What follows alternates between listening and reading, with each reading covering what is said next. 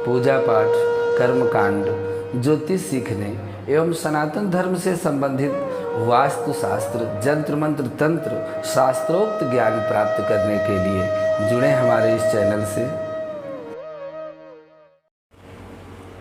नमस्कार मित्रों, स्वागत है हमारे इस ज्योतिष शिक्षा के कार्यक्रम में, जहां पर आप इस समय अपने जन्म नक्षत्र पर अध्ययन कर रहे हैं।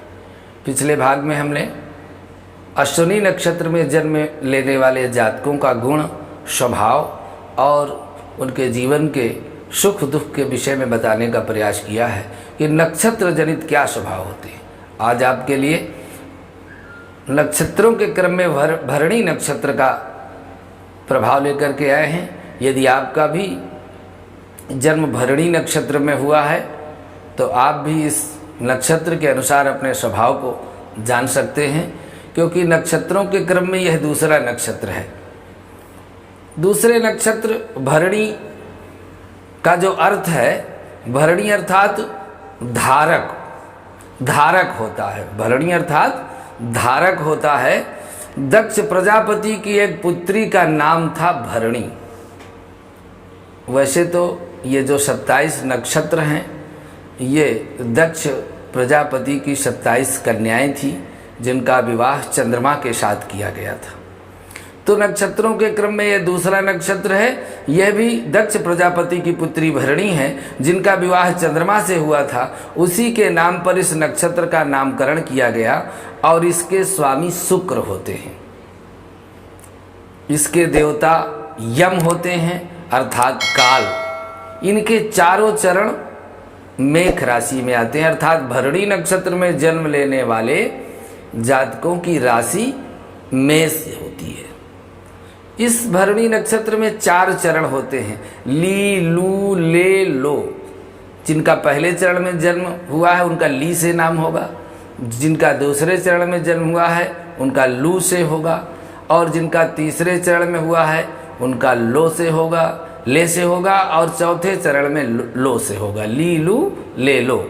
ये 4 अक्षर इस भरणी नक्षत्र को 4 चरणों में मिले हैं, तो इनके नामाक्षर इसी क्रम में होते हैं। इनका जो भरणी नक्षत्र का वृक्ष है वह केला है, आंवला है। इन वृक्षों में भरणी नक्षत्र का वास होता है और यह एक क्रूर संज्ञक नक्षत्र है। चांडाल जाति वाला अधोमुखी नक्षत्र है और इसकी आकृति 3 तारे जैसी होती है। 3 सितारे जो होते हैं, 3 तारे होते हैं। इस नक्षत्र में जन्म लेने वाले जातक के जन्म समय में शुक्र की महादशा होती है, तभी इनके जो नक्षत्र के स्वामी शुक्र होते हैं। जैसा कि ये नक्षत्र थोड़ा क्रूर संज्ञक नक्षत्र है, सो सभी प्रकार के जो क्रूर कार्य हैं, क्रूर कार्य हमको इस नक्षत्र में करना चाहिए।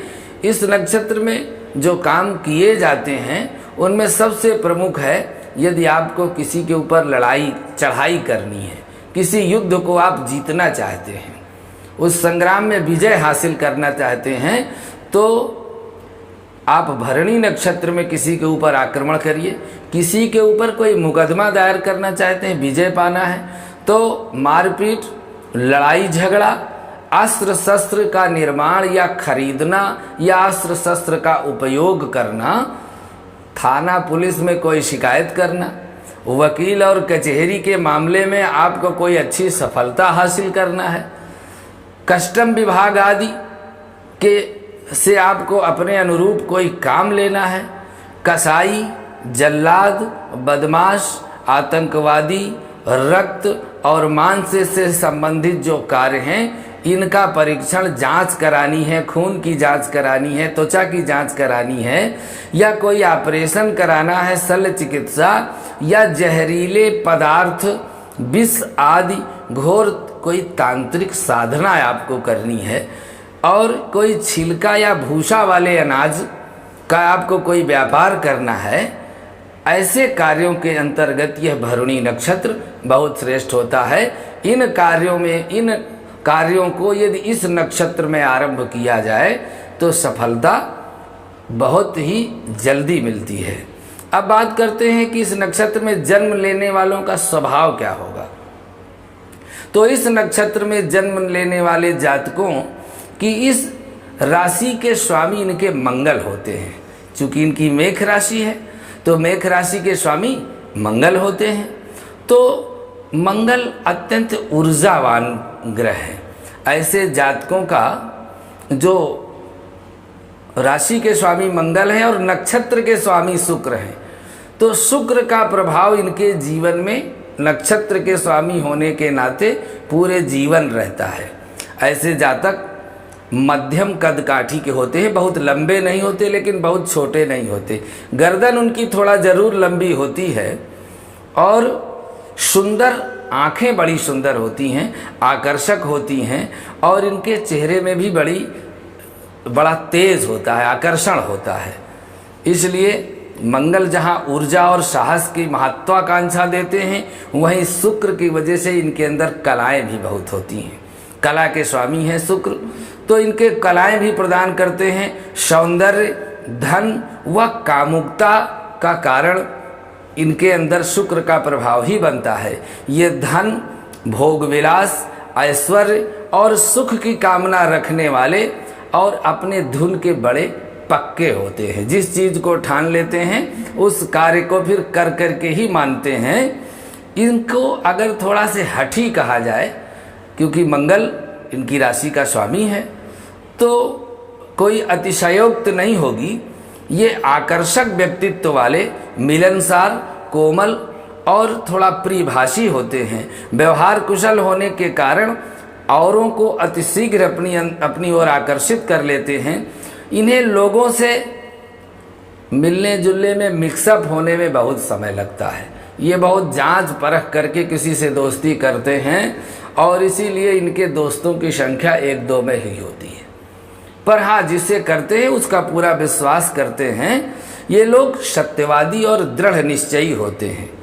कार्य को पूरा करके यदि किसी लक्ष्य पर पहुंचना है, बीड़ा उठा लिया है, तभी मानते हैं जब वह कार्य पूरा हो जाता है। ये भाई साहब यहाँ पर कहीं ना कहीं आप देखेंगे तो किसी न किसी चीज़ की आपको फ़ोटो खींचते हुए मिल जाएंगे। इनके अंदर यदि मोबाइल इनके पास है तो इनके अंदर फ़ोटो खींचने की कला बहुत होगी, क्योंकि इनके नक्षत्र के स्वामी शुक्र हैं और यह चलते फिरते कहीं ना कहीं कोई अच्छी फ़ोटो मिल जाए तो तुरंत उसको खींच के रख लेते हैं।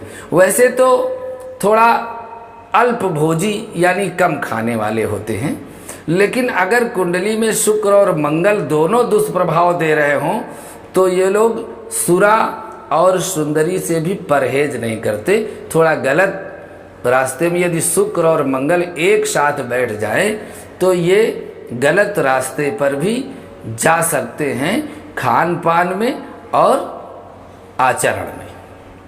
इसलिए वो तो कुंडली देखकर निश्चित होता है। ऐसी स्थिति में ये क्रूर नक्षत्र जब मंगल और शुक्र का प्रभाव होता है तो ये झूठ बोलने लगते हैं, निंदित कर्म करने वाले हो जाते हैं। जल जैसे कि जलाशय आदि से डरने वाले लोग होते हैं। बहुत नहाने से डरते हैं, ठंडी इनको बहुत लगती है, पानी का प्रयोग ये बहुत कम करते हैं और ये इनका एक स्वभाव होता है कि सर्दी के दिनों में भी ये 2-4 दिन स्नान ना भी करें तो इनको नहाने से, पानी से बहुत दिक्कत होती है। अधिक पानी इनके जीवन में, पानी और शीतलता से दूर रहते हैं। ऐसी स्थिति में अपनी इच्छा पूर्ति के लिए ये कोई भी दूसरा साधन अपना लेते हैं और ये अपने आचरण से खुद ही अपने शत्रु बना लेते हैं। कुछ ऐसी इनके अंदर कमियां होती हैं, इनकी दिनचर्या होती है, ऐसी भाषा व्यवहार बन जाती है कि ये अपने शत्रु स्वयं अपने भाषा से बना लेते हैं। किसी को स्पष्ट रूप से कोई बात कह देना, इतने स्पष्टवादी होते हैं कि मुंह में आपके कोई बात कह देंगे, तो इससे बहुत लोकप्रियता इनको मिल नहीं पाती। इस नक्षत्र के शुभ प्रभाव में होने से जातक सत्यवादी हो सकता है। यदि यह नक्षत्र अशुभ प्रभाव में चला गया, इस नक्षत्र में राहु, मंगल, केतु, शुक्र संयुक्त रूप से या पाप ग्रहों के प्रभाव में चला जाए तो फिर वह झूठ बोलने लगते हैं। लेकिन यदि शुभ ग्रह बैठ जाए, गुरु बैठ जाए, अकेले शुक्र बैठ जाए, चंद्रमा बैठ जाए तो फिर क्या पूछना है। फिर तो ये बहुत सत्यवादी, बहुत धर्मात्मा और बहुत अच्छे आचरण करने वाले होते हैं। ये उत्तम विचार के साथ साथ वचनबद्ध भी होते हैं, अपनी वाणी को पूरा करने के लिए पूरा समय लगाते हैं। रोग और बाधा रहित धर्म कर्म में रुचि रखने वाले साहसी प्रेरणादायक व्यक्ति होते हैं। अपनी इच्छा शक्ति से अपने लक्ष्य को येन केन प्रकारेण पा ही लेते हैं। और इनकी आयु में के 33वें वर्ष के बाद इनके जीवन में एक सकारात्मक मोड़ आता है जो इन्हें जीवन की दिशा दिखा देता है। 28 वर्ष के बाद और 33 वर्ष के लगभग इनके जीवन में इनका भाग्योदय होता है और इन्हें जीवन की दिशा दिखाने का एक अवसर मिलता है। ये लोग चापलूसी पसंद नहीं करते हैं, स्वभाव से बहुत ही स्पष्ट होते हैं। चित्रकारी इनके लिए विशेष कार्य है। ये शीघ्र ही विशेष सफलता इनको मिल सकती है। सफल होने के लिए इन्हें अपने क्रोध, दिखावे इत्यादि पर अत्यधिक खर्च से बचना चाहिए, क्योंकि इनके अंदर क्रोध की अधिकता होती है। इनकी राशि का स्वामी मंगल है। यदि यह क्रोध कम करें, किसी से बकवास कम करें, सुनना ज़्यादा पसंद करें, बोलें कम, तो इनको जल्दी सफलता मिलती है। इसलिए इनको चाहिए कि किसी के वाद विवाद में ना पड़े। आंवले का सेवन इन्हें विशेष रूप से लाभदायक होता है और इनके राशि के स्वामी मंगल हैं।